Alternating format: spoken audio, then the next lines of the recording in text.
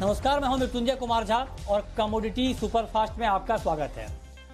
हम आपको बताएंगे कि इस वक्त कमोडिटी मार्केट से जुड़ी हुई अहम खबरें कौन कौन सी हैं। उसके बाद आपको 5 ट्रेडिंग कॉल्स बताएंगे कि आप कहां पर ट्रेड कर पाएंगे और उसके बाद आपके सवाल होंगे और एक्सपर्ट के जवाब होंगे। तो आइए शुरुआत करते हैं इस वक्त की 5 अहम खबरों के साथ। और पहली खबर यह है कि कच्चे तेल की शुरुआती तेजी गायब हो गई है। MCX पर कच्चा तेल अब 2400 रुपये के करीब ट्रेड कर रहा है।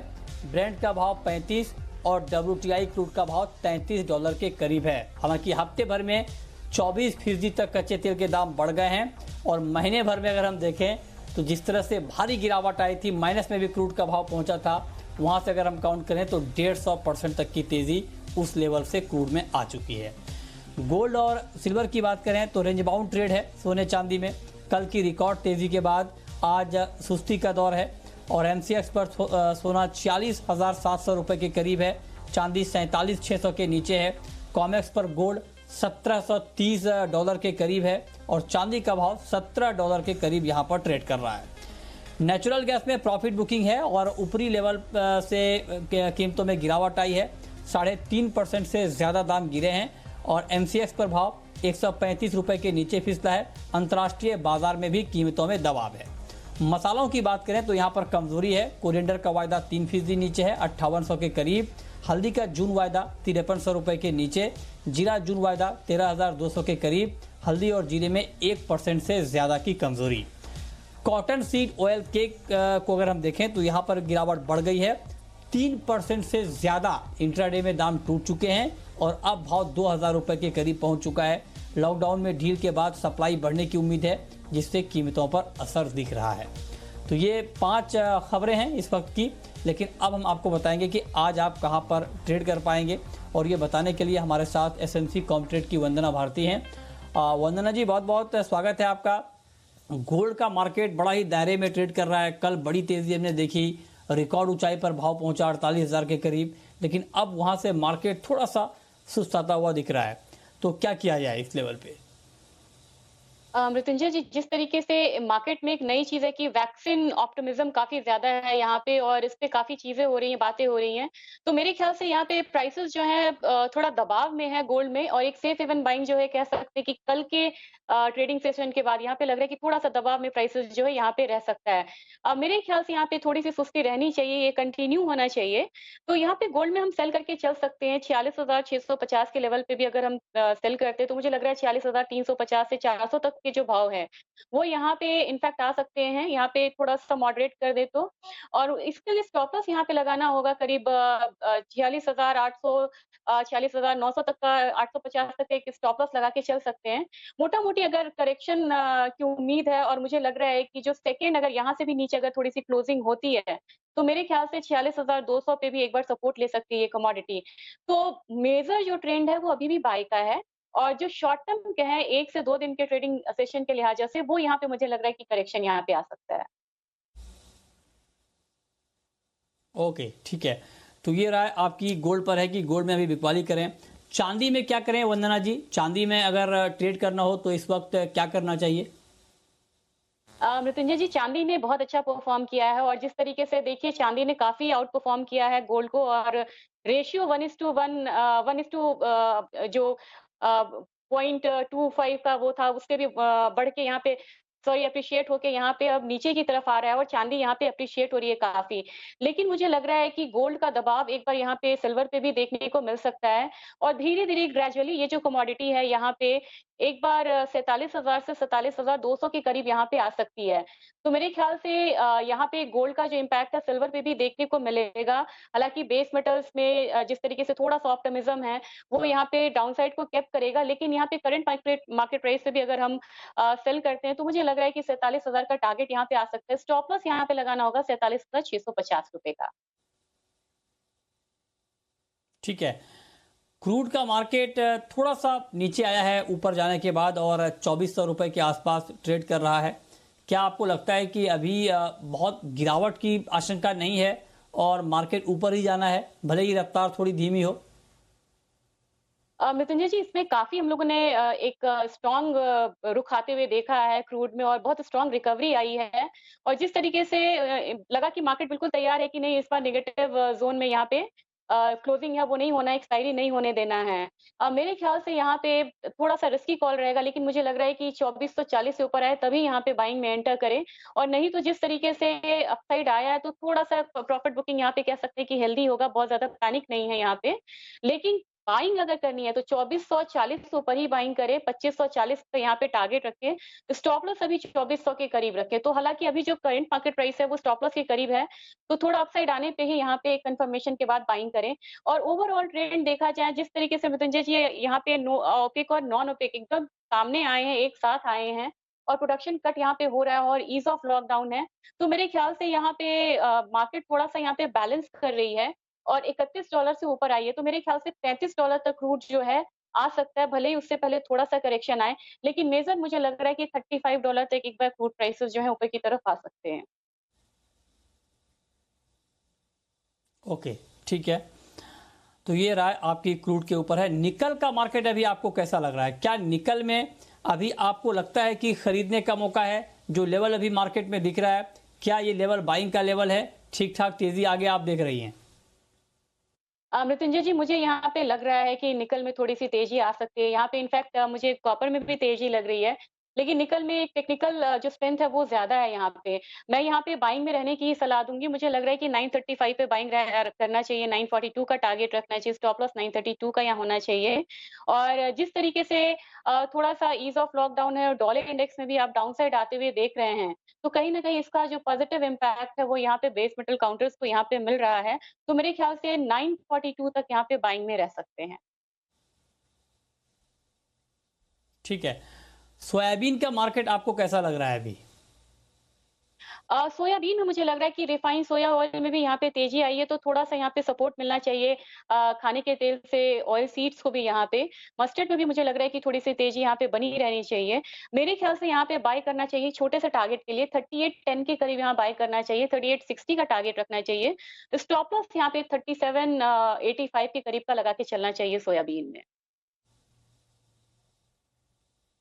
ठीक है, तो ये 5 कॉल जहां पर आप ट्रेड कर सकते हैं, लेकिन अब आपके लिए फ्लोर ओपन है।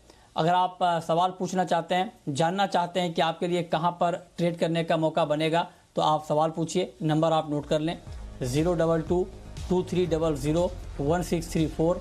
इसके अलावा आप 022-2300-1635 पर भी अपना सवाल पूछ सकते हैं।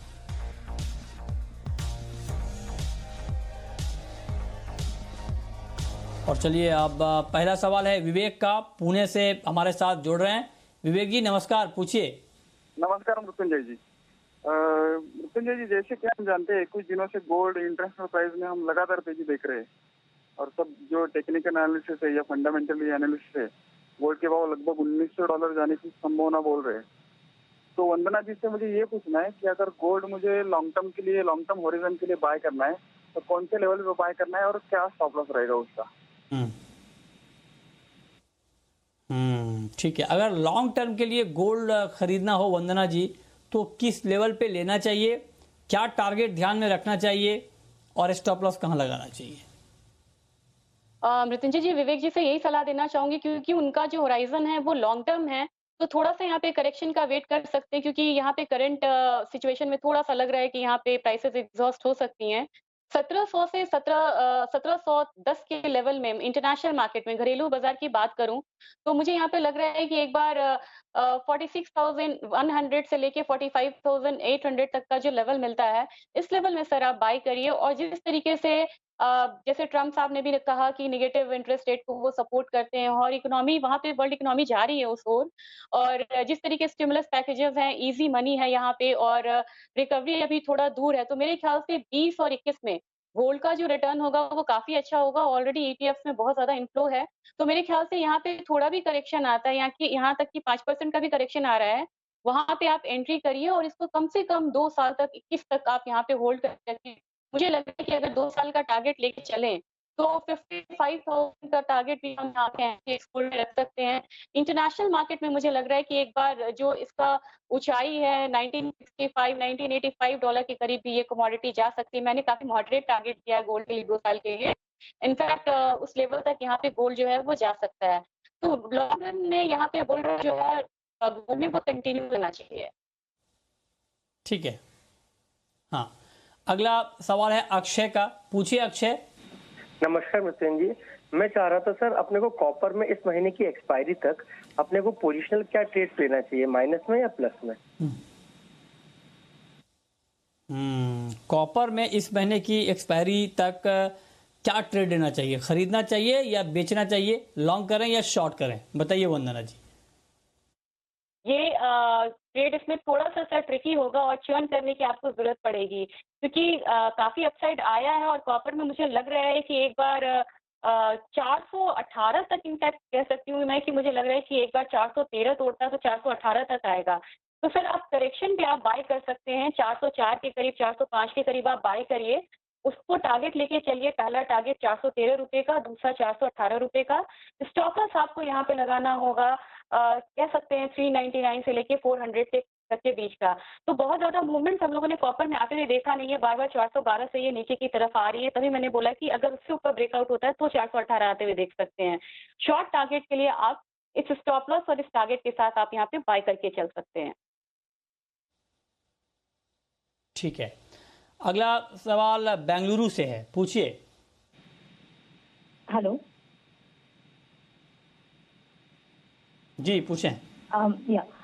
मेरे पास 2 सवाल है। एक कॉपर में 407 में सेल किया है, तो can I hold it?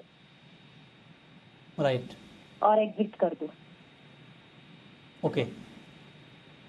Copper और गोल्ड के बारे में आउटलुक आपको जानना है। एक बार फिर से बताएं वंदना जी।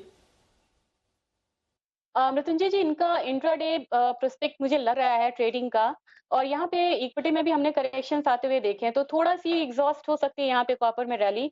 410 के करीब है प्राइसेस और मेरे ख्याल से अगर इन्हें 408 मिल सकता है इवनिंग तक, उस पे मैम आप कॉस्ट टू कॉस्ट एग्जिट करने की कोशिश करिए। और दूसरी कमोडिटी यहाँ पे गोल्ड है। गोल्ड में अगर आपका शॉर्ट टर्म बिल्कुल यहाँ पे व्यू बन रहा है, तो मेरे ख्याल से इसमें भी शॉर्ट में रहना चाहिए। और यहाँ पे आप करीब-करीब आप 46,350 तक को लक्ष्य करके चल सकती हैं। अगर आपका लॉन्ग टर्म यहाँ पे व्यू है ध्यान है कॉपर में ट्रेड करने का, तो मेरे ख्याल से मेजर ट्रेंड यहाँ आपका है। थोड़ा-सा डाउनसाइड का वेट करिए, वहाँ पे आप फिर से अगर एक्यूमुलेट करती हैं, तो मुझे लग रहा है कि 47,200 से 500 फिर से यहाँ पे इस कमोडिटी में देखने को मिल सकता है। तो इस तरीके से आप ट्रेड कर सकती हैं based on short term, long term. ठीक है। कैलाश इस वक्त जुड़ रहे हैं हमारे साथ सदुलपुर से। पूछिए Kailash ji. Good afternoon sir. Sir मैंने 401 में आपको कल बताया था कॉपर बेच रखे है सर, क्या करूं मैं? तो उल्टा ही पड़ जाता है फिर तो जो भी। 401 में क्या करेंगे, कभी कोई मार्केट समझ में नहीं आता है। ठीक है, लेकिन 401 में आपने बेचा है, तो वंदना जी इनको अभी रुकना चाहिए क्या? मृत्युंजय जी, मुझे लग रहा है कि थोड़ा-सा अपसाइड यहाँ पे अगर मैं कह रही हूँ जैसे कि वैक्सिंग ऑप्टिमिज्म है मार्केट में, इससे मार्केट बहुत रन कर रही है।